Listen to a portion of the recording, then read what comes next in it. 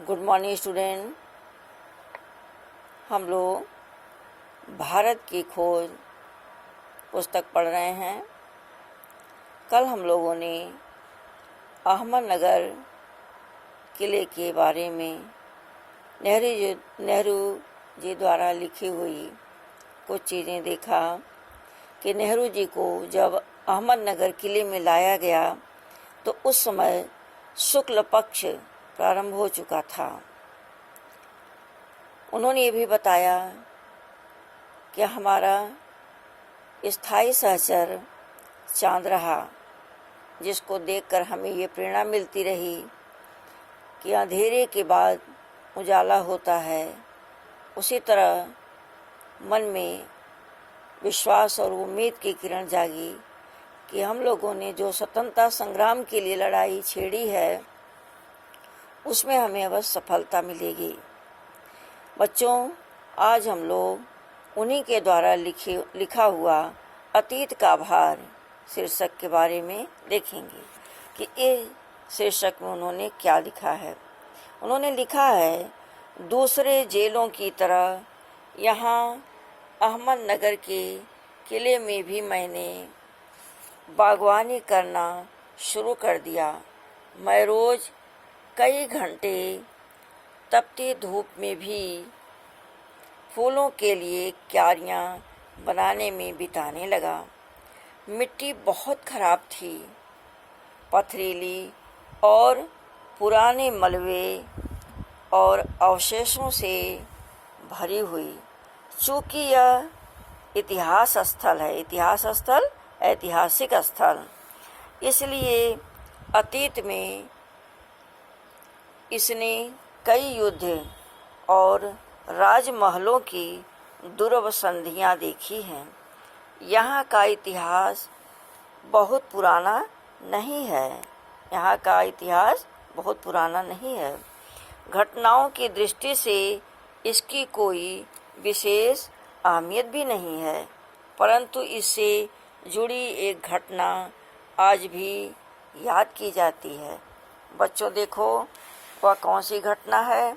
यह घटना है चांद बीबी नाम की एक सुंदर महिला के साहस की कहानी, जिसने इस किले की रक्षा के लिए अकबर की शाही सेना के विरुद्ध हाथ में तलवार उठाकर अपनी सेना का नेतृत्व किया।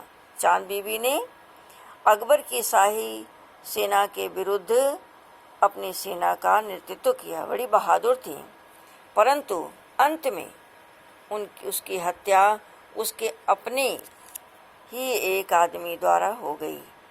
उनकी हत्या कैसे हुई बच्चों? उनके ही आदमी के द्वारा, जिसने विश्वासघात करके उनको मार डाला। पंडित नेहरू जी आगे कहते हैं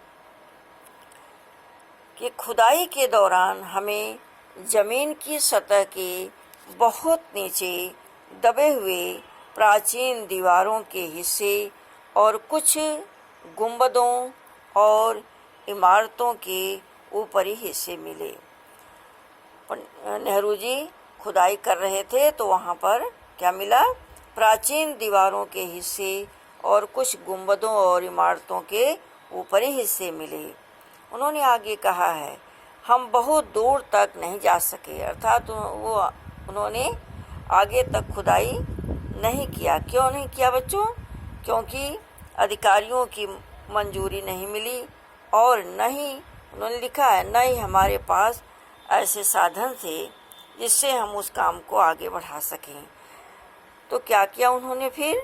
अब मैंने कुदाल छोड़कर कलम उठा ली है, पर मैं जब तक आज़ाद नहीं हो जाता और कर्म के माध्यम से वर्तमान को अपने अनुभव का हिस्सा नहीं बना लेता, मैं उसके बारे में नहीं लिख सकता। न ही पैगंबर की भूमिका अख्तियार कर मैं फ़िलहाल भविष्य के बारे में लिख सकता हूँ। बचा रहता है अतीत, पर मैं उसके बारे में भी किसी इतिहासकार या विद्वान की तरह विद्वतापूर्ण शैली में नहीं लिख सकता। उन्होंने कहा कि मैं कोई ऐसा इतिहासकार भी नहीं हूँ और विद्वान भी नहीं हूँ कि मैं विद्वतापूर्ण भाषा शैली में इसको लिख सकूं। किसके बारे में? अहमदनगर किले के इतिहास के बारे में। उन्होंने बताया कि मैं पहले की ही तरह, जैसे वो लिखते रहे हैं, मैं पहले की तरह ही अपने आज के विचारों और क्रियाकलापों के साथ संबंध स्थापित करके ही उसके बारे में कोई लिख सकता हूँ। समझ में आया बच्चों? आगे उन्होंने गेटे का विचार दिया है। गेटे ने एक बार कहा था कि इस तरह का इतिहास लेखन अतीत के भारी बोझ से एक सीमा तक राहत दिलाता है।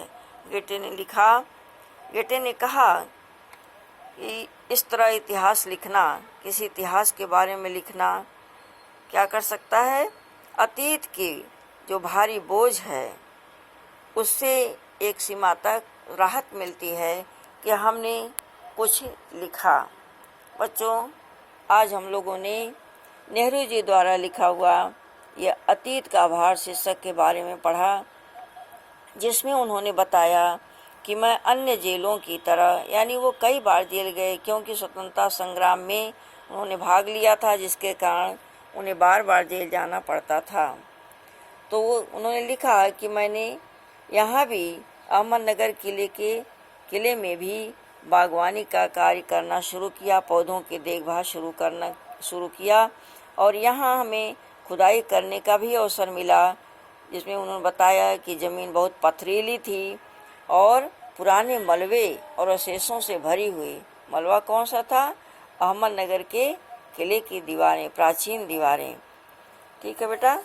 और उन्होंने बताया कि इस अहमदनगर किले की एक घटना के बारे में बताया कि एक चांद बीबी नामक बहादुर महिला की कहानी, जिसने अकबर की शाही सेना के विरुद्ध हाथ में तलवार उठाकर अपनी सेना का नेतृत्व किया, लेकिन उन्हीं के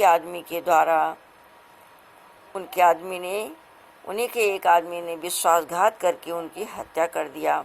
उन्होंने आगे बताया कि खुदाई के दौरान हमें ज़मीन की सतह के बहुत नीचे से दबे हुए प्राचीन दीवारों के हिस्से मिले और गुंबद माने इमारतों के ऊपरी हिस्से मिले।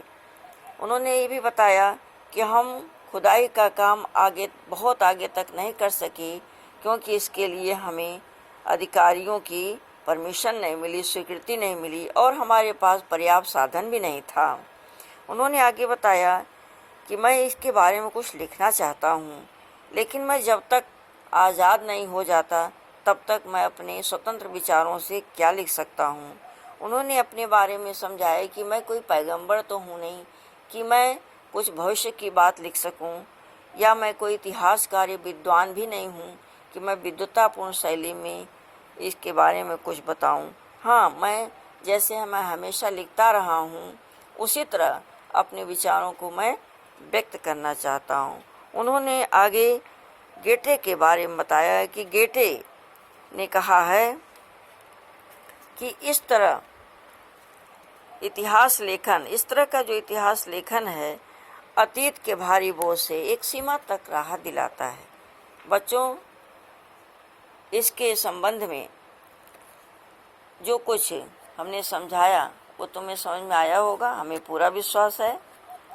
तो अतीत का भार से संबंधित कुछ प्रश्न हम दे रहे हैं, उन प्रश्नों के उत्तर तुम जरूर लिखना और मुझे दिखाना। ध्यान से देखो। पहला प्रश्न है बेटा, जवाहरलाल नेहरू जेल में क्या करते थे? ध्यान से देखना, जवाहरलाल नेहरू जेल में क्या करते थे। दूसरा है, नेहरू जी को खुदाई के दौरान क्या क्या मिला। नेक्स्ट क्वेश्चन, चांद बीबी ने किसके विरुद्ध अपनी सेना का नेतृत्व किया। अगला क्वेश्चन, नेहरू जी खुदाई के कार्य में आगे क्यों नहीं जा सके। लास्ट क्वेश्चन है, इतिहास लेखन के बारे में गेटे का क्या विचार था? बच्चों, इन प्रश्नों के उत्तर हमें लिख के दिखाना, ठीक है? कल हम लोग नए टॉपिक के साथ फिर मिलेंगे।